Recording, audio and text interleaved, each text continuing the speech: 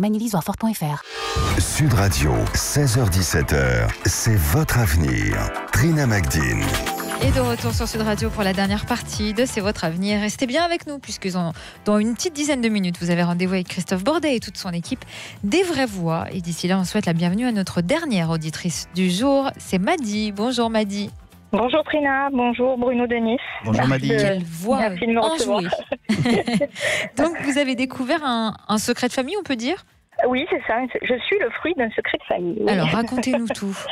Donc j'ai découvert, j'ai eu une intuition à l'âge de 14 ans. Je n'ai posé la question à ma mère qu'à l'âge de 25 ans. J'en ai aujourd'hui 44 et j'ai eu confirmation que j'étais un enfant adultérien et que mon père qui m'a élevée n'était pas mon père biologique. D'accord. Donc mes parents ont divorcé par la suite, j'avais 17 ans environ.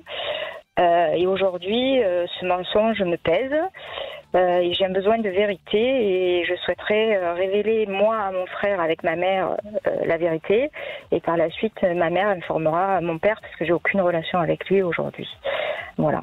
Donc je voulais savoir si ça allait bien se passer et puis si par la suite les relations avec mon frère éventuellement ne seront pas trop écorchées.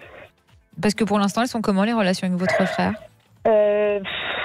On n'est pas une vraie fratrie, on a des relations, on va dire, on se voit à Noël pour les anniversaires, Pâques, des choses comme ça, mais on se fréquente pas régulièrement.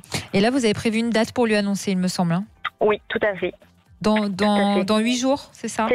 C'est ça. Vous appréhendez la chose ? Oui. Comment vous pensez ? Parce que vous le connaissez évidemment. J'appréhende oui et non. J'appréhende la réponse de Bruno en fait, mais j'appréhende pas le... c'est curieux. Oui, C'est curieux. Je vais être gentil. Alors vous avez la pression est sur vos épaules, Bruno. Je vois ça, je le sens bien. Je pense que en fait, inconsciemment, tout le monde sait.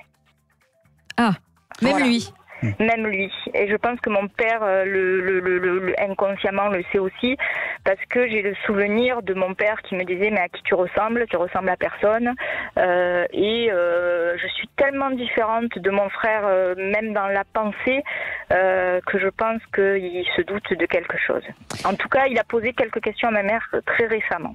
Ah, sur ça. Mais disons qu'il lui a posé des questions et elle a un peu paniqué parce qu'elle s'est demandé si c'était pas le moment de dire la vérité, quoi. Voilà. Alors, est-ce que c'est le moment, Bruno ? Alors, selon vos tarots. Oui, j'ai sorti en plus une configuration qui est bouleversante, qui est le diable et l'arcane sans nom. C'est une configuration en tarot qui est punchy et qui montre qu'il faut faire attention parce que ça risque de déménager quand même un petit peu, m'a dit tout ça. Oui, on peut se douter de toute façon que ça aura des conséquences. Ça peut avoir des conséquences, sauf si effectivement les deux, trois petits détails que je vais évoquer sont mis en place naturellement. Alors déjà, vous ressemblez à quelqu'un en particulier, m'a dit, vous ressemblez à vous. Vous vous ressemblez à vous. C'est ça qui est important dans la vie, c'est d'être soi-même. Et puis après, la génétique que l'on a héritée, c'est l'univers qui a décidé pour nous, c'est ainsi.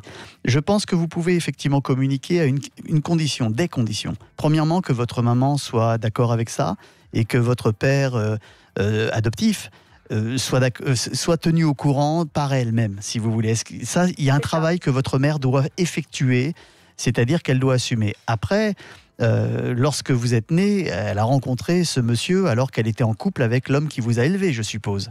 C'est ça. Bon, donc on met le doigt dans une situation qui est quand même compliquée, qui implique certes votre origine paternelle, mais qui implique également le sérieux, entre guillemets, et les écarts que votre mère a pu faire. Vous voyez, je mets votre frère vraiment de côté pour l'instant. Ouais. Je pense qu'il faut discuter plus avec votre maman. Est-ce qu'elle est capable d'intégrer cette idée-là? Est-ce que c'est nécessaire vraiment pour vous? C'est des choses que vous devez établir avec vous-même. Et je pense que la priorité absolue, avant même de dire à tout le monde la chose, c'est déjà de discuter avec votre père véritable, qui vous a rejeté, semble-t-il, et qui... Biologique. Oui, le père biologique. Oui, j'ai compris. Voilà, et qui a besoin, effectivement... C'est un problème avec vous et vous-même déjà en priorité. Et après, la vraie question, pour finir, qui se pose, m'a dit...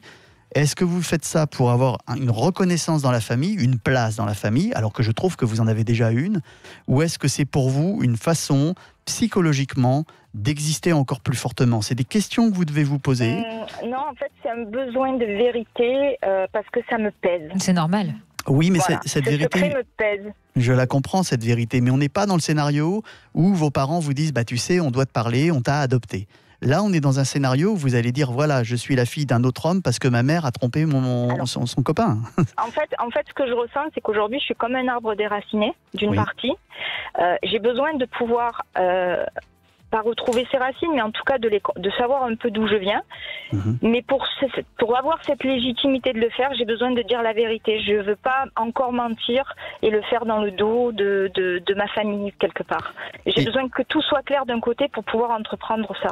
Et c'est pourquoi je vous dis qu'il faut en parler avec votre maman en amont et puis voir comment vous allez pouvoir gérer ça l'une et l'autre. C'est une histoire de femme, moi, que je ressens en priorité dans cette affaire.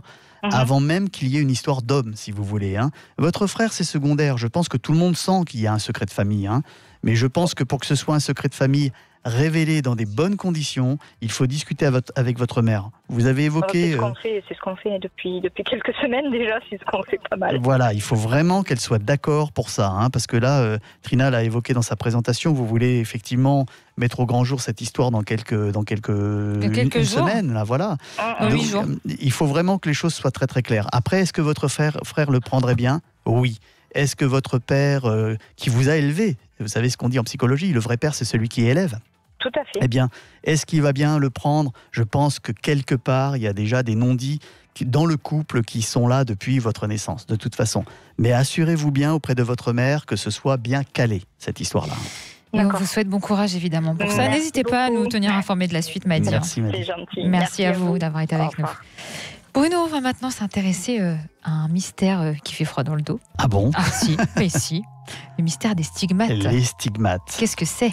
Alors les stigmates, ce sont des choses que l'on retrouve surtout dans la religion chrétienne. Et ce sont des traces qui saignent en général. Voilà, des traces que l'on retrouve au niveau de la tête, là où il y avait la couronne d'épines, au niveau des mains, au niveau du flanc, au niveau du dos, là où le Christ a été flagellé, au niveau des pieds. Et il se trouve qu'il y a quelques personnes qui, dans l'histoire de l'humanité, mais il y en a surtout un qui est très connu, c'est Jean-François d'Assise. Donc, on est en 1300 ou 1400, je ne me rappelle plus bien, mais je crois que c'est 1400 si mes souvenirs sont bons. Oui, ça va pas là, franchement, c'est pas bien. Qui a saigné toute sa vie et qui avait en plus les 5 stigmates du Christ. Donc, toute sa vie, il les a cachés parce qu'il avait peur qu'il soit... pris un peu pour un démon, justement, une fois de plus. Mais par contre, je vous dis que ça fait froid dans le dos. Tous les moines de sa confrérie l'ont couvert et à sa mort, on a pu constater, à l'époque, on n'a pas retrouvé son corps vraiment, mais qu'il y avait effectivement des stigmates. Mais il faut savoir que c'est des saignements spontanés qui sont très forts. C'est ça qui est inquiétant.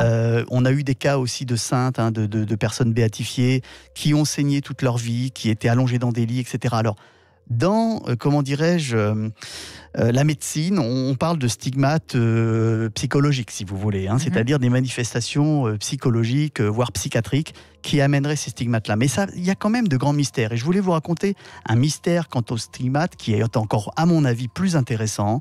Il y a une caste en Inde, dont je ne me rappelle pas le nom non plus, vous voyez, aujourd'hui j'ai des trous de mémoire, qui, lorsque quelqu'un meurt dans la famille, on regarde toutes les traces que le corps a, des grains de beauté, des taches de vin sur le corps, etc., etc.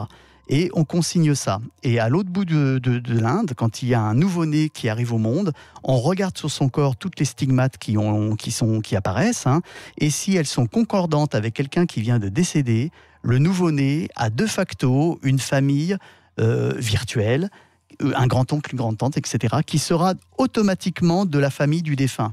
Donc, c'est-à-dire qu'on peut naître à l'autre bout de l'Inde et avoir quelqu'un comme famille qu'on ne connaît pas, juste parce qu'on a les mêmes stigmates que le grand-père qui vient de mourir il y a 3 mois en arrière. Je trouve ça passionnant. En effet, merci Bruno Denise. Demain, je vous donne rendez-vous comme d'habitude, pardon. Comme d'hab. Voilà, écoutez, on est intime avec nos auditeurs. Mais voilà, oui, c'est comme on ça. est à la maison. Ce sera Alexandre Delevan, notre médium voyant, qui vous fera bien sûr ses prédictions et qui vous donnera les bonnes techniques pour pratiquer le magnétisme. Et je vous retrouverai aussi dans le 10h midi pour les médias. Bonsoir Christophe Bordet. Bonsoir. Comment ça, vous êtes très élégant aujourd'hui. Alors vous avez un très joli petit chemisier pommier à fleurs. Ouais. Je m'y connais en pommier. Je vois ça, vous êtes très calé en pommier. Alors, on va tout savoir. Avec Bruno qui mange des pommes à longueur de temps. Mais oui, Christophe et moi, on s'est concertés juste avant. On aime les fleurs. Très bon les pommes. Manger des pommes. Mais oui, Chirac le disait. Quel effort grave. Au menu des vraies voix sur Sud Radio, le gilet jaune Éric Drouet et une délégation qui devait se rendre au Sénat pour évoquer la privatisation d'Aéroports de Paris ce matin est conduit. Rendez-vous annulé, c'est la faute du gouvernement, affirme Drouet. Question, le gouvernement veut-il faire taire Éric Drouet? On vous attend au 0826 300 300 pour en parler bien sûr. Autre débat des vraies voix, nos enfants obèses parce qu'au lieu de courir ou de s'amuser avec leurs petits camarades, ils passent leur temps sur les tablettes et les téléphones portables. Catastrophe sanitaire en vue selon plusieurs experts. Alors question, les écrans sont-ils en train de ruiner, de bousiller même, je pèse mes mots, la santé de nos enfants? Là aussi, vous êtes les bienvenus évidemment. Notre vraie voix du jour est un humoriste lillois, Aymeric Lompré, et son spectacle Tant pis, c'est à l'Européen à Paris les 16 et 30 avril prochains à 20h. Je vous dis à tout de suite. À tout de suite.